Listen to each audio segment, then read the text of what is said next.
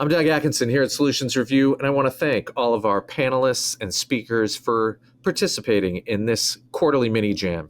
These events have been wildly successful for us, helping to drive over 700,000 subscribers to our YouTube channel in the first year alone. And of course, we are continuing to build the always-on community site at insightjam.com, where you can connect with experts like you'll see today, along with colleagues and peers, and continue the conversation around enterprise technology. If you haven't already joined insightjam.com, please do. And if you have, please invite a colleague to join as well. And again, thank you very much for being here and enjoy this event. Solutions Review presents Insight Jam, an enterprise technology community. Hello and welcome back to Insight Mini Jam Live. My name is Jonathan Paul, the Director of Multimedia and Events here at Solutions Review. Excited to bring in our next group of panelists as they discuss the future of work, the human edge in this AI moment. Cher, Dan, Doug, Greg, and Sanjay, welcome so much. Thank you so much for being here, and I welcome you to the show. I'm excited to get this panel underway. I know we have a lot to talk about. Cher, you've agreed to moderate, so I'll let you go first with the personal introductions. 30 seconds or so, tell the audience a bit about yourself. Hi, I'm Cher Fox. I'm also known by my call sign, the Datanista, and I'm the president and founder of Fox Consulting. At Fox Consulting, we help global organizations innovate analytics, data, marketing, AI, and ML solutions through robust data governance and strategy. Gosh, I've been in the data industry for well over 35 years now, and I'm an international speaker at conferences and events. Excellent. Thank you for being here. Alphabetically, let's head over to Dan Aldridge next. Yes, hi. I am the Director of Marketing at PCG. We are a partner, a software partner for Infor and NetSuite, and we're also a business transformation firm. And I'm 25 plus years in manufacturing and ERP software. Excellent. Thanks again for being here, Dan. I think this is probably your 5th or 6th appearance on the Insight Jam. Same with you, Doug. Welcome back. Yeah, thanks. Doug Shannon, I'm an enterprise practitioner in intelligent automation and Gen AI. Happy to be here and talk to the audience and really provide information back so people can learn what's really going on in the space. So yeah, thanks. Glad you're here. Gregory, welcome. Hi, everybody. My name is Gregory Lewandowski, and I've spent years helping organizations worldwide navigate the intersection between data, technology, and most importantly, people. So I firmly believe that technology should serve humanity, and it's not the other way around. Core belief that I have is that AI is 10% technology and 90% people, and it's really about empowering people to do their best to make us more effective, more creative, and more connected. And I'm thrilled to be here with this fantastic group to go ahead and share some thoughts. Awesome. Glad you're here with us. Sanjay, welcome. Hi, everyone. I'm Sanjay Gidwani. Excited to be a part of this conversation. I'm the Chief Operating Officer at Capato, where I lead our product, engineering, customer experience, and services teams. And we're an enterprise SaaS platform that is revolutionizing DevOps and integrating AI. So my background has been scaling companies within the Salesforce ecosystem. And throughout my career, I've been focused on how technology empowers human capabilities. And as we think about AI and as it integrates into our workflows, I believe that leaders must be intentional about preserving creativity, emotional intelligence, and decision-making while leveraging AI for efficiency. Looking forward to chatting with everyone today. Excellent. Thank you all for being here. I'm not an expert on the subject, but the 5 of you are. So I'll step out of the way and let Cher take things from here with our first question. Good luck. Great. Thank you, Jonathan. Thank you to all of you for appearing today. I'm super excited to discuss with you all how we're going to maximize the human edge in the age of AI. This session, we're going to explore how AI is enhancing and not replacing human decision-making, creativity, and problem solving. So the conversation around AI in the workplace, it often is focusing on automation and efficiency. But there's another side to this transformation, one that emphasizes the irreplaceable value of human qualities. So as organizations rush to adopt AI-driven tools, we want to be ensuring that the human element is not only preserved, but enhanced. So Dan, how can organizations strike the right balance between leveraging AI for efficiency and preserving the human elements like empathy and creativity that machines just can't replicate? Yeah, so I think that I'll take an example of customer experience when talking about, in my case, ERP and balancing the human in the loop with technology, AI technology. An example is customer service.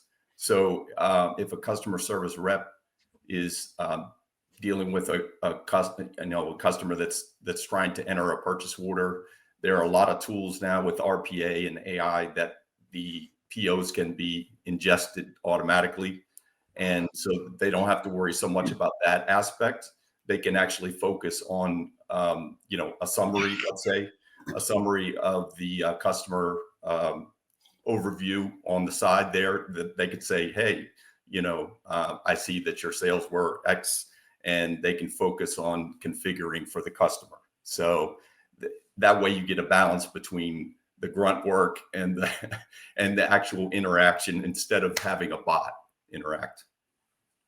No, and I think we've all made those phone calls at some point in time for customer service, and we get the bot, and it's really frustrating because they're just missing something for us in the conversation to help us meet our needs. So, Doug, I'd love to hear your perspectives on that same question.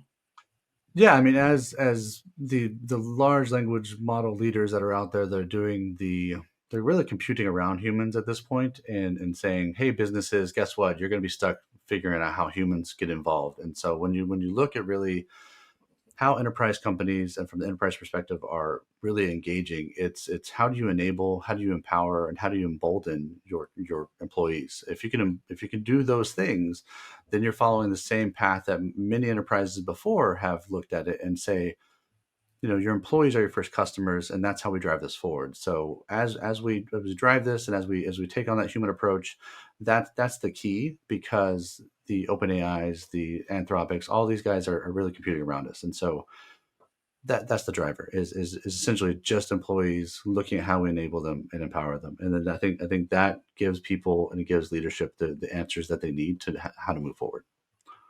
And I love that, because I think that, you're making a really good point that while AI can provide recommendations, we still need humans in the mix to make those final decisions, apply ethical considerations, and to really build those connections with our customers and colleagues on that personal level.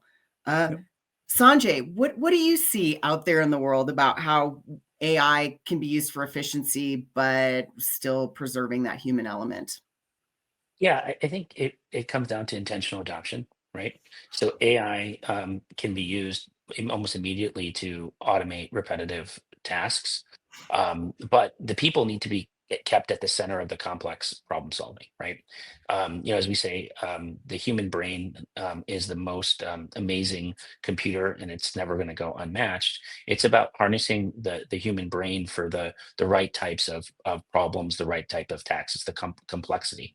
So if we can focus on intentional adoption, and focus on the right things that AI can solve, I think it's really going to open up the human brain and humans to solve even more complex problems. It's just going to accelerate that.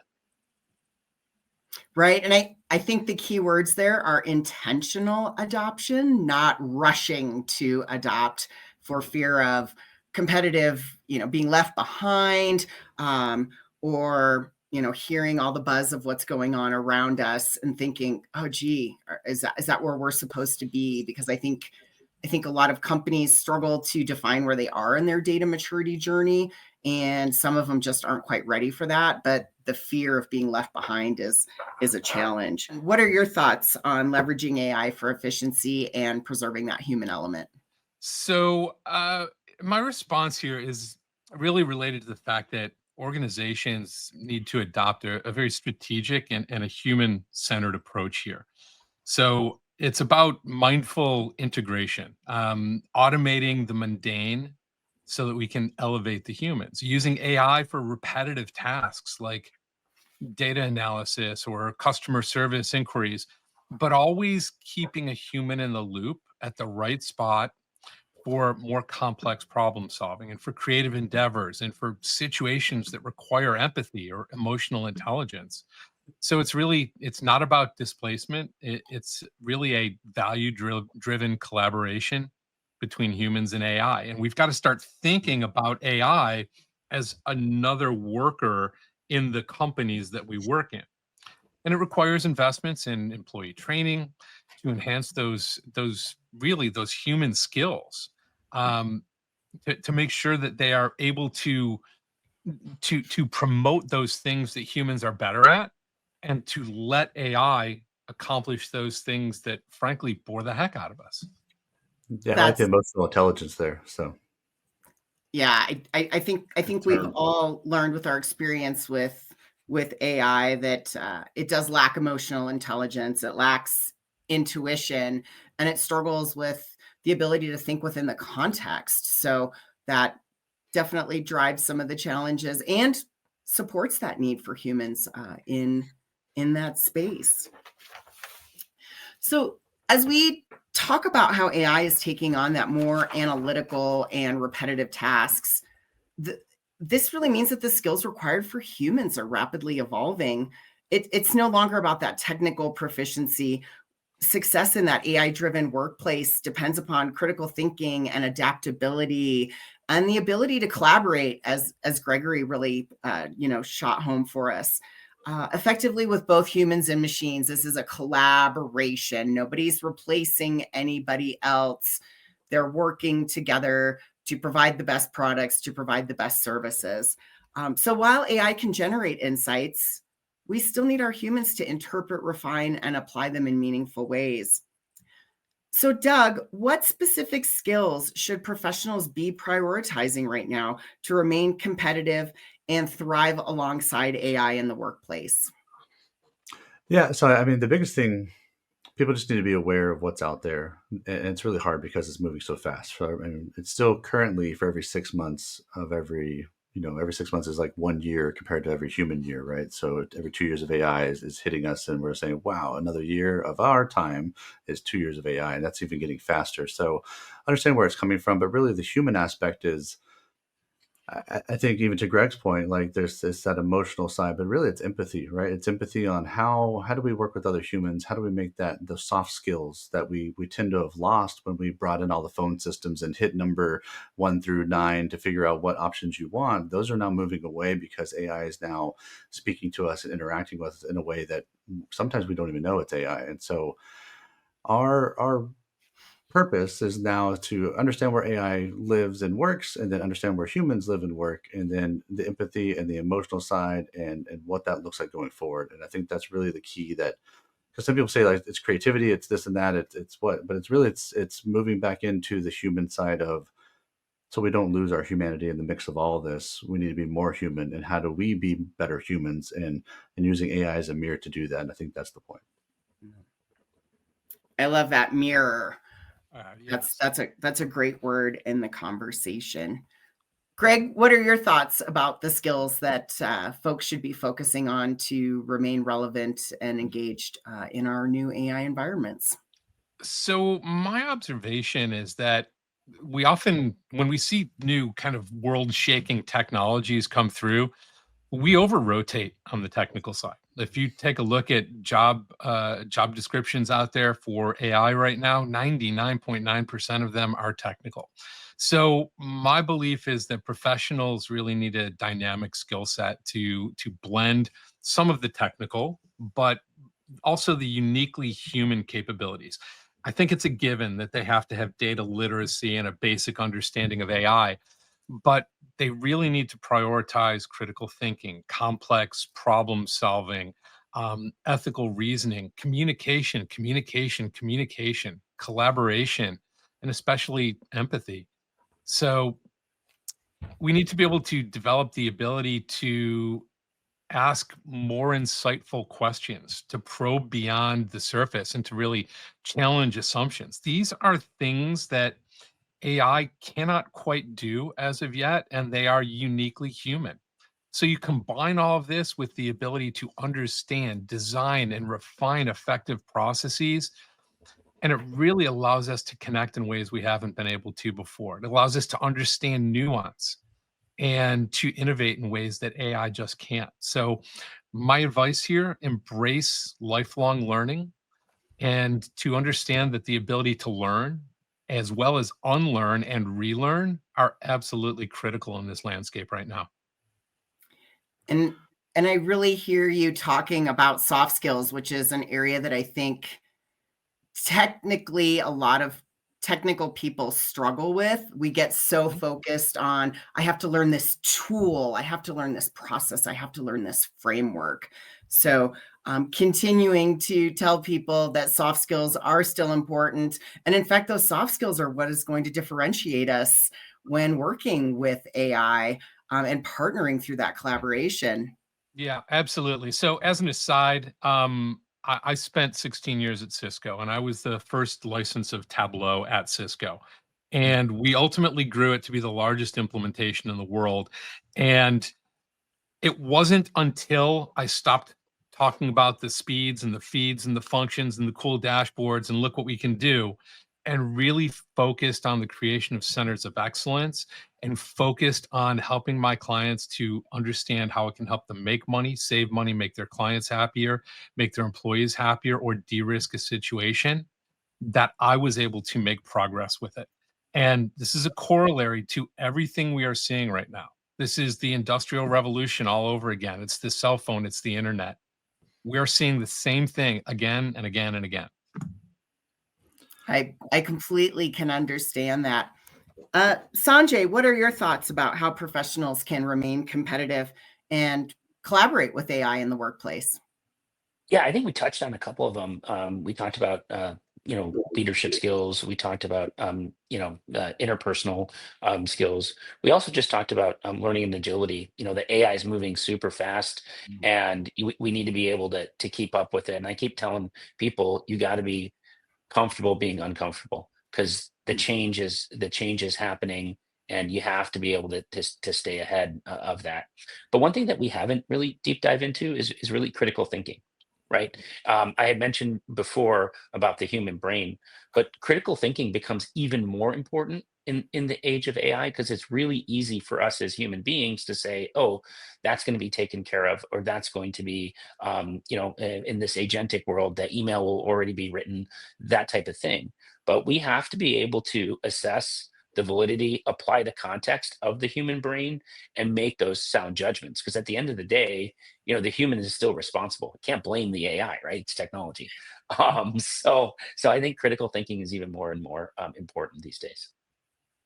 Dan, what are your thoughts on critical thinking? Critical thinking, I mean, it has to be applied to, like Gregory was saying, that business processes need to be assessed, and you need to figure out. And this is really, listening to this is great, because I'm thinking to myself, experienced people now are much more valuable, that have industry knowledge. For instance, like I work in manufacturing all the time. So people who know manufacturing, who know the concepts behind, let's say, finance, accounts payable, all of these things, you can make the assumption that the processes are going to be automated to a large extent, right? But somebody who has process knowledge and industry knowledge can really pitch in and have critical thinking about, these are the processes that we want to automate, right? Because there could be some old processes that we want to eliminate, and we want to automate different processes, and we want to do it and Doug, we talked about this, there's the collar side and the blue collar side, right? So in the white collar side, it's that much more important, the critical thinking and the ability to write. For example, creative writing is something that I think in the AI age is becoming a lot more scarce, and it's something that we really need inside organizations. But I think the big thing is critical thinking applied to business processes, and where does the human stay in the loop? Where does the human have to be in the loop in order to evaluate something that, say, an agent would do? I think the multidiscipline too, right? So multidiscipline, jack of all trades, those are coming to be way more valuable, and people are seeing that now. I think, Greg, did you have something to say about that? So yes, I just wanted to kind of pile on and fully agree with that. So the experience of having not specifically lived a long time, but worked across multiple functions. The jack of all trades, what they call the T-shaped individual, that is an inch deep and a mile wide, is less valuable than the I-shaped individual, somebody that goes deep into one or two specific disciplines, but also has a great general understanding. These are things that I am noticing are complete constants of the most successful individuals using AI right now. Yep, agreed. Sanjay, did you have some additional thoughts? Yeah, I just had, we've been talking about what skills, and one of the things that I've been thinking about is, business process skills. So some of us have, deep expertise, and I think we were just talking about a little bit about that. But if we just throw AI at the problem, it's going to be expensive chaos, right? So what we need to be able to do is really understand what we're trying to achieve, so that AI can be applied to that business process. So it's really even more important now to be intentional and be able to understand what you're trying to achieve. Because if you just think throwing AI at the problem is going to solve it, you're going to get a really big bill for nothing. That is so true. We do have to be careful about how we are managing our chaos. And, let's face it, every company has some level of it, whether it's with data quality or governance, meeting regulations, just a variety of those kinds of things. Great discussion on that one. So a common concern about AI is the potential for job displacement. I mean, we all hear AI is going to take our jobs, AI is going to replace humans.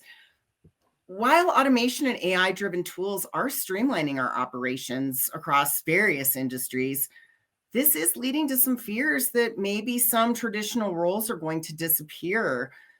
But I think we've all seen from history and, all the hot new tools that roll in and roll out, that technological advancements often lead to the creation of new jobs, roles, and responsibilities, especially within industries. So we shouldn't be talking about job loss, but job evolution and transitioning our workforce talent into new opportunities that AI enables. So, Gregory, in what ways do you see AI contributing to job creation? And how can industries, leaders, and policymakers mitigate the risks of job displacement? So that is a great question, and I think it's only going to take time for us to really get there. But um, the reality is, AI is going to affect some jobs, and that's unfortunate.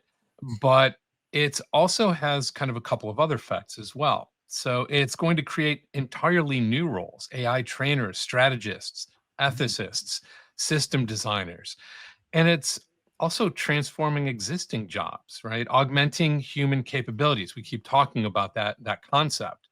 And just think about a manufacturing line, right? The robots can handle the repetition while it frees the humans up for quality control. In healthcare, right, AI is going to assist in the diagnosis or the follow-up plans. But you know what this does? It gives the doctors and nurses more time with that particular patient. And these are, again, uniquely human pieces of interacting and thinking about quality. So mitigating the displacement, it really requires a very proactive approach. So investment in reskilling or upskilling, fostering a culture and a thought process of lifelong learning, even supporting entrepreneurial ventures that leverage AI to create new business models and new opportunities. There is going to be somebody that comes up with a completely new thought or idea. Maybe it's like an Apple or something that that creates millions of jobs over the course of years. So it's really not about stopping job evolution, but guiding it. I hear you so much on that. And some things that really resonate with me is talking about ethics. And it's still something that we struggle with in the data industry because we have so much data coming at us, large volumes, rapidly. the intensity of the amount of data that we're working with to try to apply ethics around how we're going to use that, and, then being compliant with privacy laws. And as those pop up with each of the states is really challenging.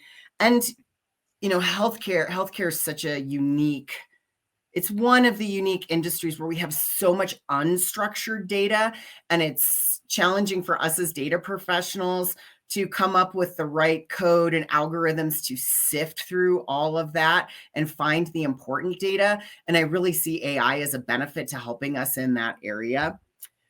Excuse me. Sanjay, what are your thoughts on job creation and mitigating job displacement?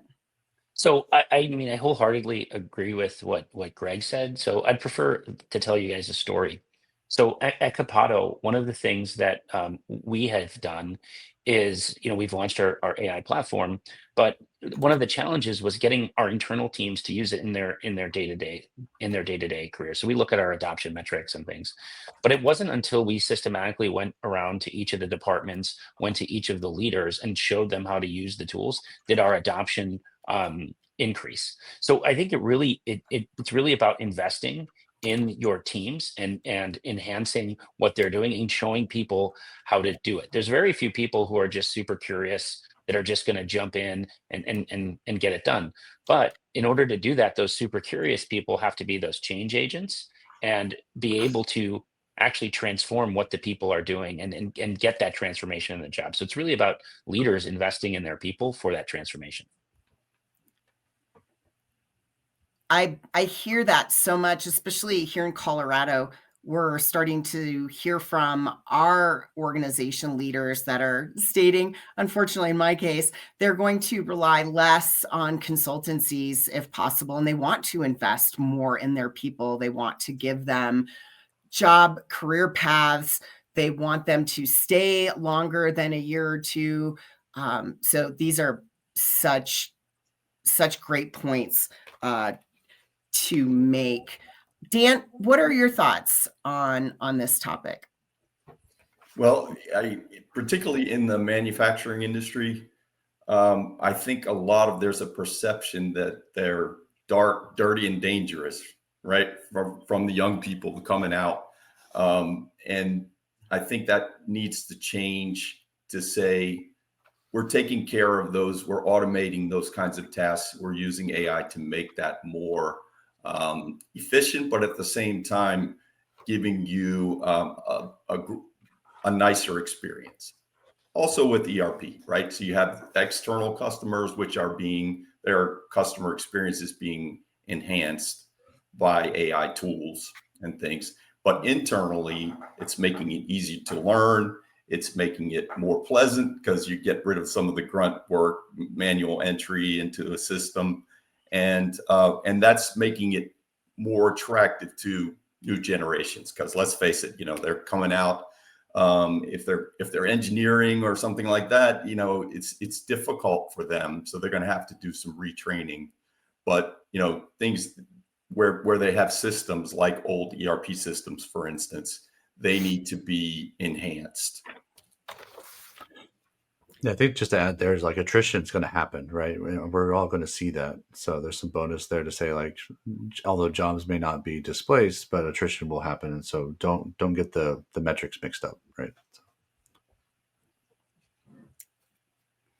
Doug, what are your other thoughts on this? And I mean, not just from the employer perspective, and maybe what can they be doing in-house? I know a lot of clients that I've worked for, they partner with a training solution like Skillsoft or something of that nature. And it's part of someone's performance review that they complete so many hours of training by the end of the year for their performance review and to maybe get their raise. So, and how do those educational companies that do partner with corporations, how can they stay on top of technology as it is rapidly changing? I mean, what's hot today might not be hot in 6 months.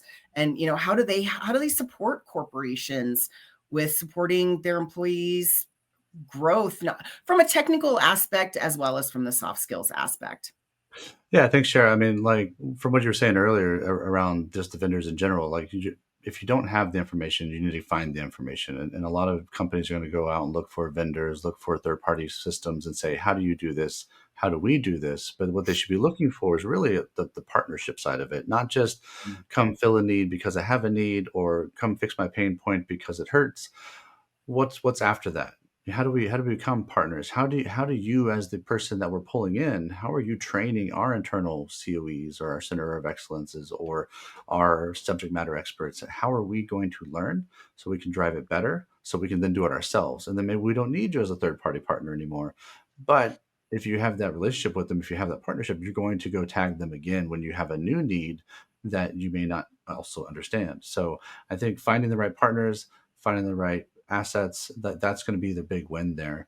And just on the other aspect of just driving things forward, and really, I think all of us are really talking about when you roll up, like what Greg's talked about, it's not just talking about, it's like it's the human aspect of how do we drive this as humans and how do we drive this forward. And that's really, enabling again and emboldening our user group and our employees is really the key.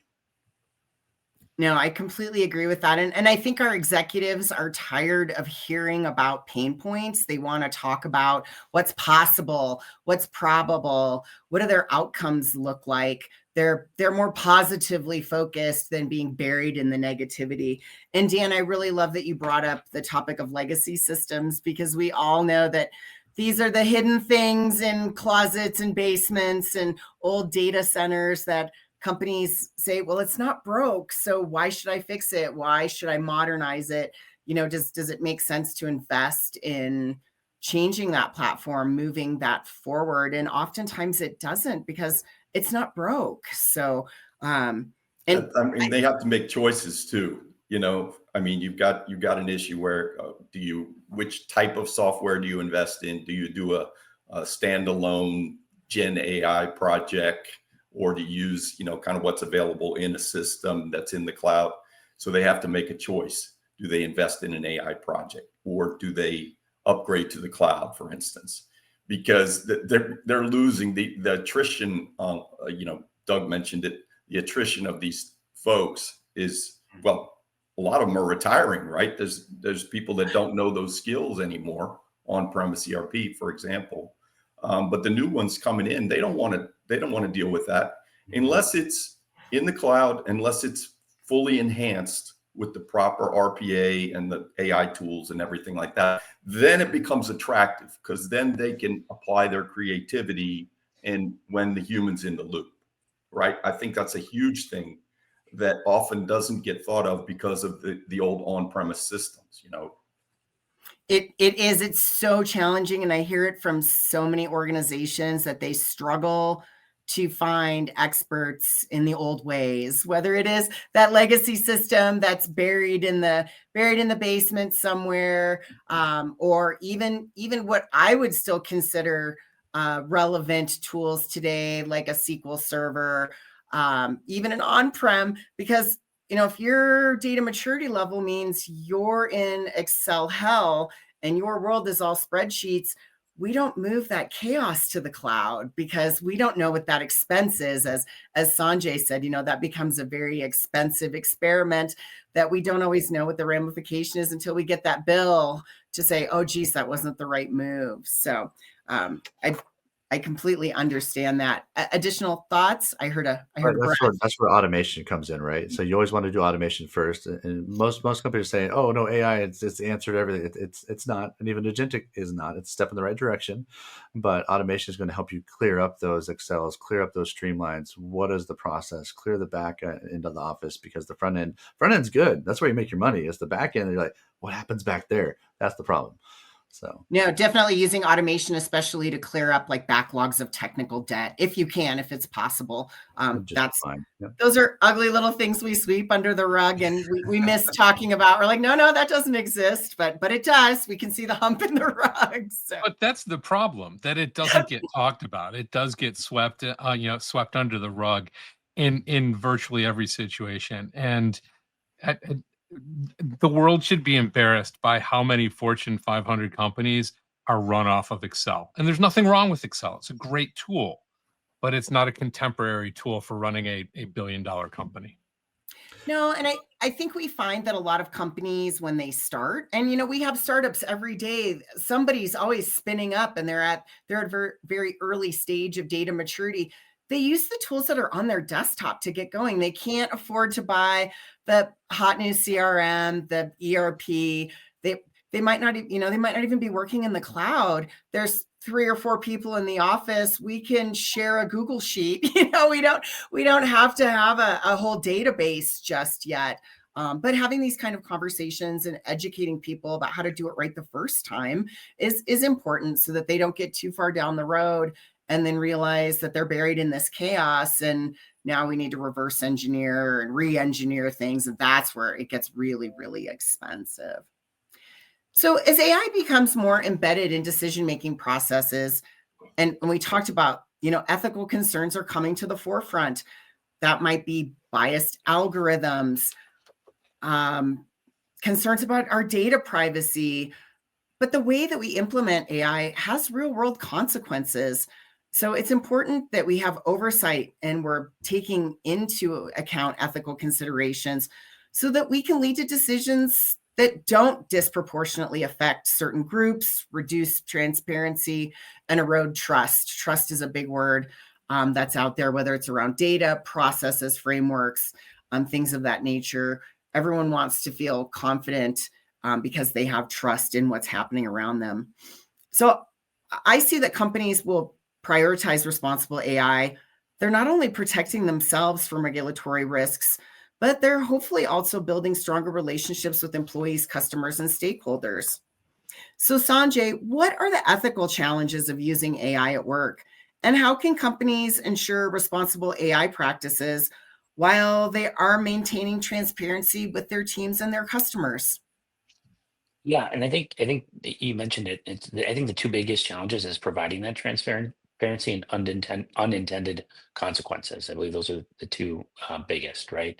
So in order to combat that, some of the things I believe that we should be doing is adopting explainable AI solutions, right? So everyone understands what's an AI-driven decision, what's not an AI-driven decision. Certain frameworks for accountability are also important to making sure that, hey, this is the framework, this is how we're achieving this, and align those with the company values, right? So as long as those frameworks are aligned with the company values, you start to embed that into the way it's working. And then AI governance, right? What is the cross-functional oversight that you can have in an organization so that you're really focused on impact on people and on the business outcomes? Yeah, you made a perfect point. AI governance. When I speak at conferences, whether they're data conferences or cyber conferences, everybody's so worried about AI governance. How do we govern something that is under our control, but that can get out of our control if we're not careful?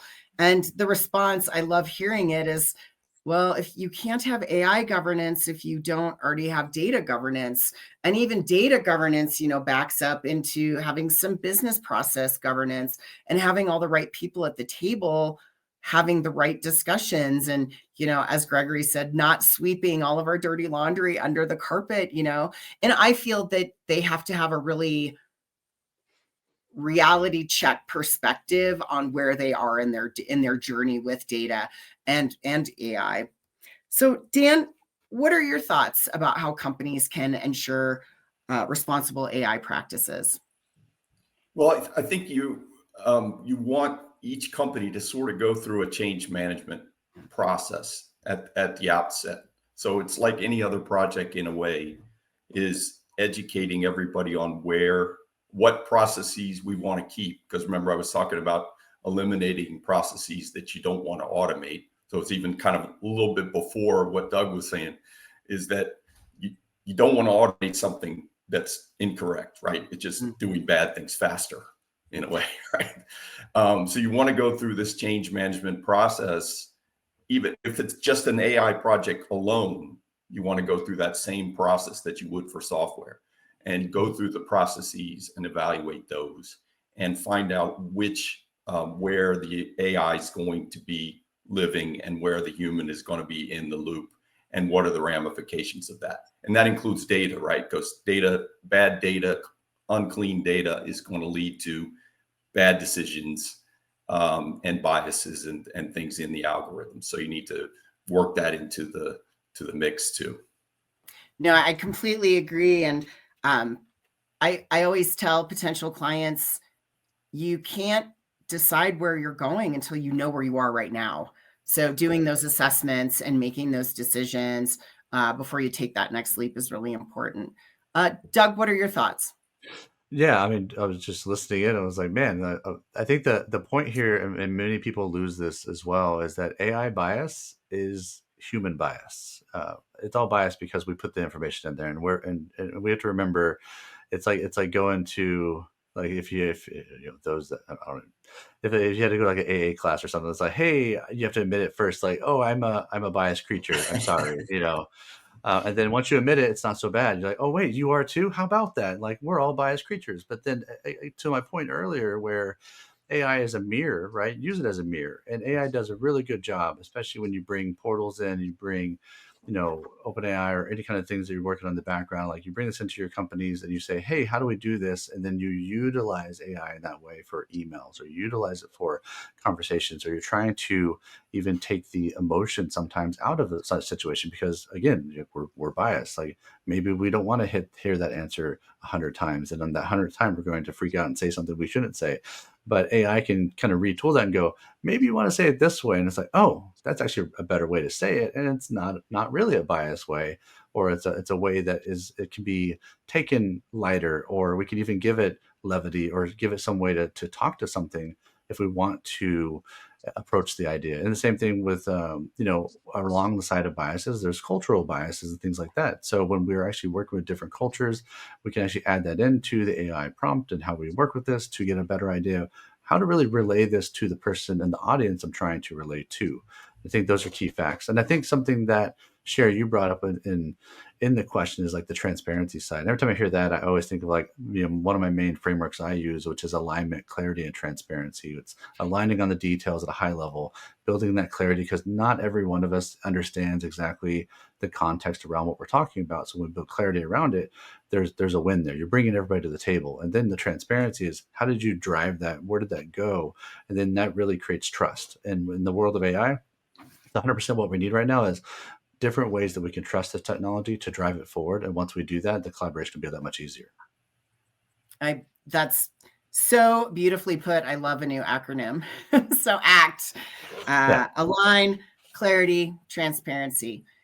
Greg, what are your thoughts on how that we ensure that corporate companies can, you know, ensure that AI systems are not only efficient, but that are fair, accountable, and aligned with our human values?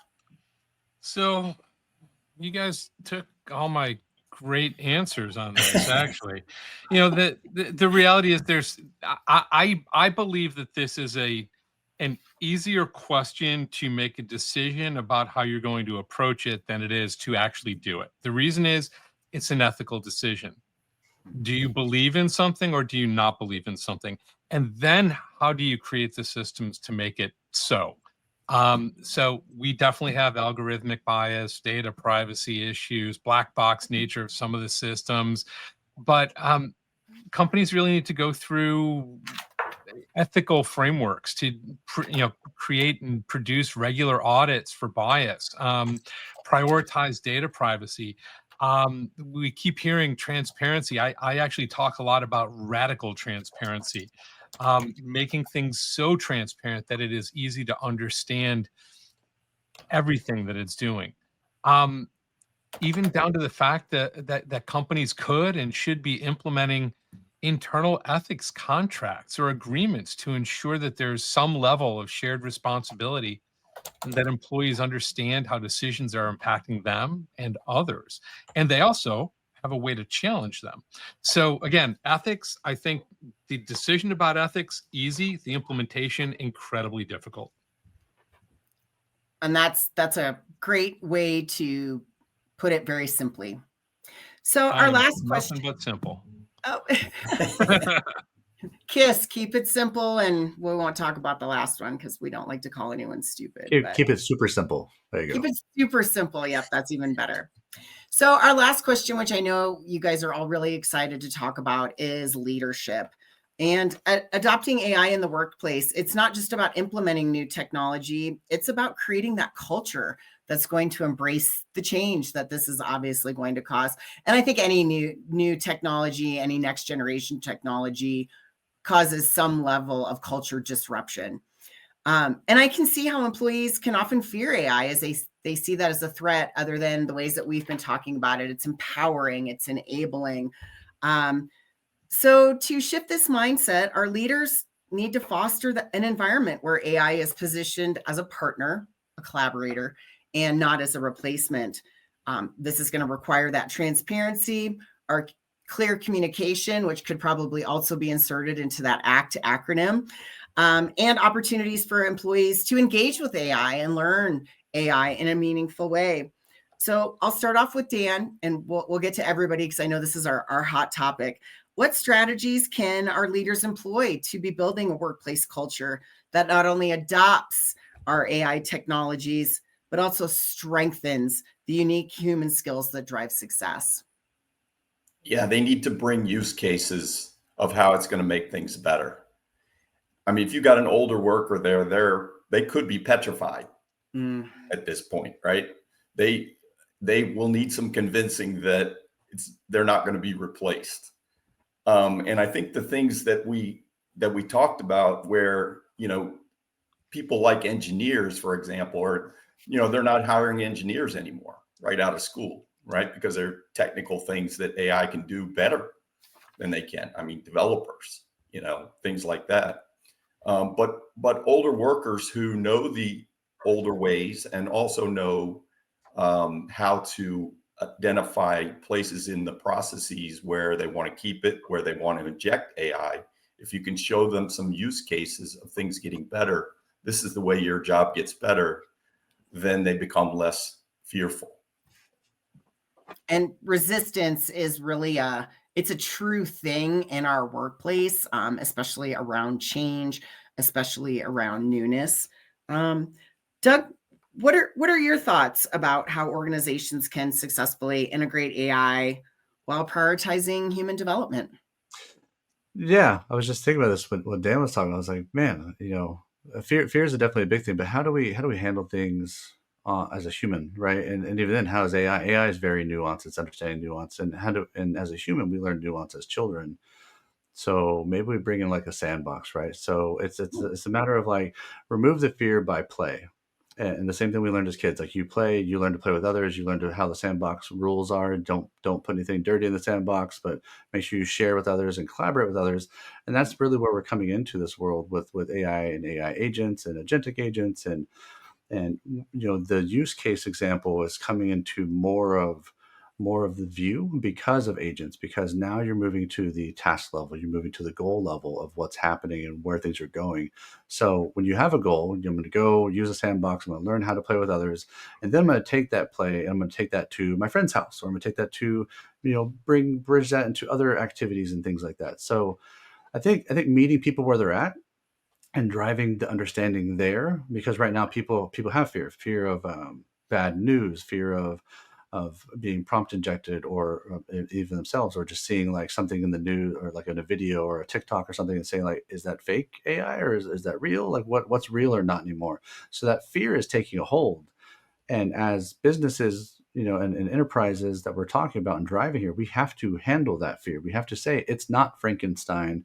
Please don't take the pitchfork to it and burn it, right? Like we need to understand and we need to drive that forward and educate, but maybe education through play, maybe providing a simple way, give them a portal, set them play in the sandbox, and then build in those individual acts so they can actually feel more empowered.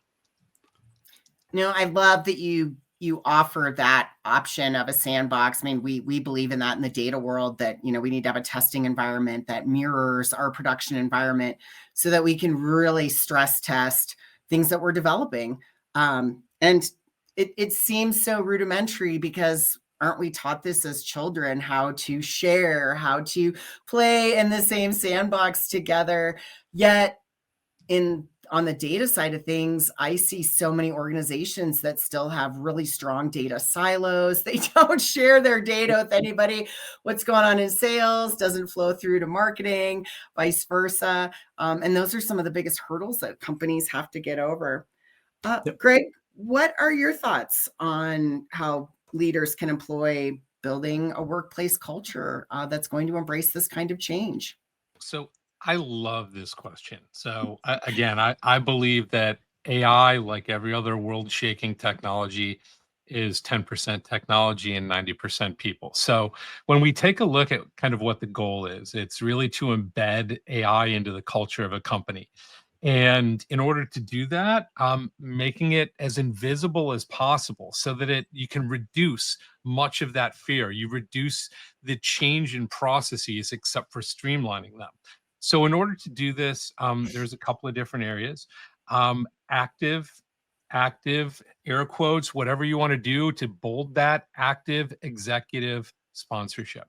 So the leaders really must champion both the AI adoption as well as human development for implementing AI. They need to be radically transparent, as we talked about before, about every one of the initiatives. What is their purpose? What is their expected impact? They need to foster a culture of continuous learning and provide plenty of opportunities for people to do this, as well as plenty of education. Emphasize collaboration, not just between people and organizations, but collaboration between those people and organizations and their AI agents as well. Um, Recognition and reward. You want to reward empathy, creativity, critical thinking, those irreplaceable human skills that make us unique. So essentially, when I look at this, it is a combination of a new product or new technology introduction and change management, and treating it as such, obviously with more empathy to it, because it's not, nothing is that simple, but treating it not as a technology introduction but as a new product introduction and change management is where I've seen the most success with these types of initiatives. And yeah, that's such the challenge for everyone today. You know, we often see in the breadth of excitement, oh, there's a hot new tool, we need to get it, and then it fails to implement because we're trying to bend our culture to fit a new tool or a new process instead of knowing what our culture is, having that reality check, and then finding that tool that's going to support it. Sanjay, I'm curious about your thoughts. You know, what have you seen help executives foster this culture, and you know, possibly what are some of the hurdles that they can expect, and some solutions that you can suggest to help them get over it? Yeah, I think it's really about two key things. One, it's about embedding AI in your existing workflows, right? So not as an add-on. So there's an existing business process that's working. How do you embed AI into that business process and push it to where the users are already working? That way, you're integrating it into the way that's working, and it doesn't become a massive shift. I think Greg touched on change management. I was at a AI conference last fall, and I overheard this stat. For every dollar that you spend on the technology side of AI, you have to spend $5 on change management. So how do you think about those statistics and that data to minimize the change management as a after effect? Because you're going to pay for it, right? At some point, it's either upfront as you're thinking about the project, or later on when you realize that people haven't gone on that change curve. Any other thoughts on how we can help leadership with their cultures? It's all good. This was a great conversation. Thank you for allowing me to moderate it today. Jonathan, we'll hand it back over to you. Thank you very much, Cher. Appreciate the moderation. Appreciate the discussion. It's been great listening in for the last 54 minutes or so. As we wrap up, I'd love to invite each of you some time for self-promotion, whether you'd like to plug your personal company, your LinkedIn profile, a book, a podcast, whatever it is. We will go. We'll start with Doug Shannon. Or do you want to send the audience? Sure. Yeah. Thanks everybody for listening in. And best place to find me is on LinkedIn. It's about the only social media profile I'm on. And then other than that, check out the show of Inside AI that's actually also here on Inside Jam, because you'll hear about all the new things that are coming out and really what's going on. But happy to be here, and fantastic conversation, everybody. Thank you, Doug. Appreciate your time. Greg, let's go to you next. Sure. So again, Gregory Lewandowski. I'm the founder and chief AI strategist at Glue, where we are focused really on the ROI of AI. And I shared my belief that AI is 10% technology, 90% people. What we do at Glue is very focused on that. We look at those areas which are not technical, though we do have partners that help us on the technical side if you want agents or assistants or workflows. But we focus on use case pipeline and valuation. We focus on education, right? We're in a very lucky position that the people around us know about AI, but I think other than spelling it, a lot of people are having a very difficult time with it. So education is critical, and we work very hard to think about embedding it into the culture of a company and about centers of excellence. Again, I can also be found on LinkedIn very easily. I think there's only one Gregory Lewandowski out there. Well said. Thank you, sir. Sanjay. Hi, again, Sanjay Gidwani, the Chief Operating Officer at Capato. I can be found on LinkedIn as well. And also check out capato.com. We just launched our AI platform, and it's free to use and get started. You head to the website, you can get going. Appreciate that. Dan Aldridge, where would you like to send the audience? Yes, hi. So Dan Aldridge, I'm on LinkedIn, also known as the ERP Doctor. And yes, my little moniker. There's two websites you can find my company at. One is pcgservices.com, and the other is asmartfactory.com, which is our smart factory solution. Thank you once again, Dan, for joining us. And Cher, our moderator.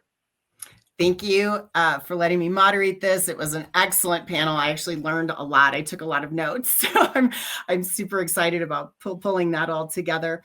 Cher Fox, founder and president of Fox Consulting. We have a variety of offerings around data. Those can be learned about at our website, foxconsulting.co, not .com, .co. You can also find me on LinkedIn. You can look up my call sign, the Datanista. I'm pretty quick to find there. And you can learn more about all of the topics that I speak and educate about on sessionize.com. Thank you very much, one and all. Appreciate your time and appreciate your attention. If you'd like to dive deeper into this topic and learn more about enterprise technology or AI, we encourage you to visit our growing community over at insightjam.com. Fresh coat of paint and a brand new rebrand this week. Hope you visit us and join the ranks of the Insight Jam community, and always on destination for all your technology needs and research. Or you can subscribe to our YouTube channel, just north of 720,000 subscribers and growing. Check it out for panel highlights, weekly podcasts, expert advice, and a whole lot more. We'll be back in just a few short minutes with our next keynote of the day as Insight Jam rolls on. Judith O'Callahan is going to talk about soft skills and transformation, which feels very apropos given the discussion we just had. That will do it for me, though, and our group of panelists here. Thank you very much, one and all, for your time again, and thank you for your attention. We hope you have a great afternoon, and we'll see you next time. For video highlights, replays, and more, visit insightjam.com.